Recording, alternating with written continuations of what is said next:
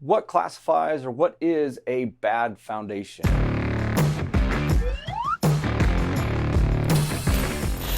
Hey guys, Brian here with another foundation repair tip of the day. So we're going to do a little bit of a segment on this next subject matter, and it is what classifies or what is a bad foundation, or the signs of a bad foundation. So today we're going to talk about cracks. Cracks in a foundation aren't good.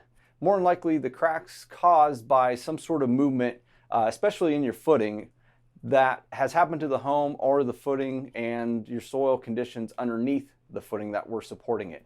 So a crack in your footing is usually never a good sign that a footing is healthy.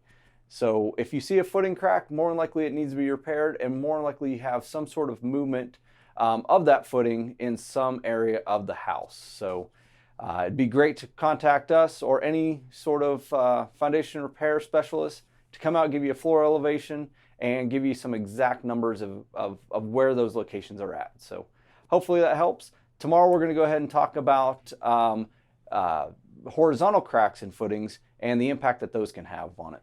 And that's your foundation repair tip of the day.